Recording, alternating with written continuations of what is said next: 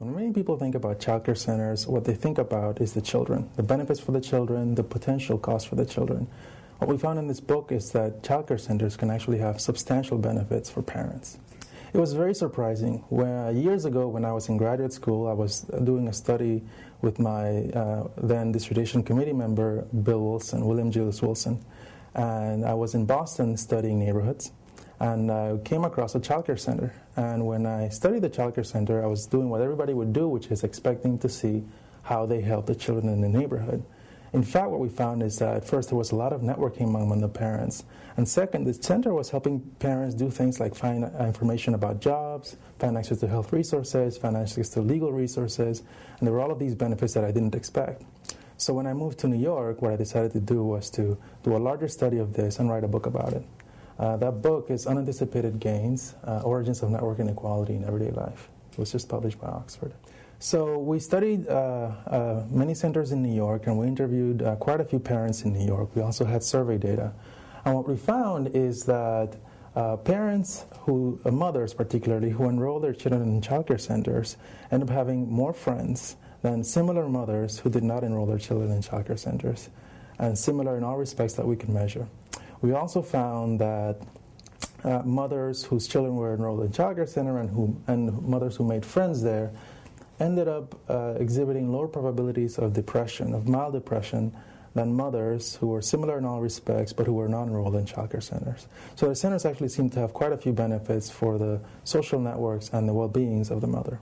In many centers, mothers found out, and fathers as well, they were mostly mothers, but parents in general found out information about health-related resources. Mothers found information about domestic abuse services for those who had the need, about health resources. They had free access to, for example, museums in New York, and a whole set of other resources that ended up being quite useful for mothers of young children. In addition to that, a lot of the mothers ended up gaining a lot of information simply by talking to other mothers in the childcare center. So mothers exchanged information about things like what do you do if you see a rash? How serious does a cough have to be before you call the doctor? How warm does the formula need to be? When do you start using formula? A lot of the things that especially first-time mothers hadn't anticipated as being problems when they, of course, first had their children. I think the childcare center has been mistakenly thought of as simply a place for children, almost sort of an institutional babysitting. And the truth is that childcare centers as organizations, as institutions, can be quite useful for helping parents become parents, for helping mothers deal with the stresses, mothers and fathers, deal with the stresses of having your young children, of channeling information from businesses, from nonprofits, from the state, from the government to parents. Childcare centers end up being an especially useful tool for doing that. This is one of the surprises of the study, and it's one of the reasons we call it unanticipated gains. So centers on average tended to help parents, but it also depended on which particular center.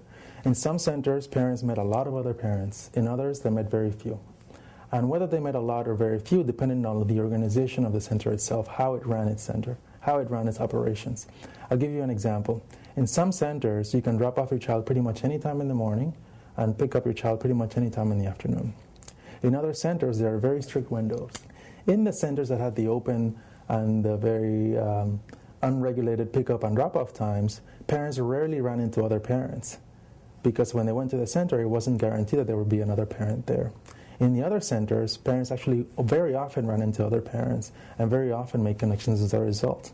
In addition, having to pick up your child at a certain time and having to drop off your child in a certain time encouraged parents to get to know each other because they ended up making the useful connections to avoid being penalized by the center, for example, by being 20 minutes late or something. So unexpectedly, this rule that many centers instituted simply in order to run their centers better ended up contributing to whether parents got to know other parents in their centers.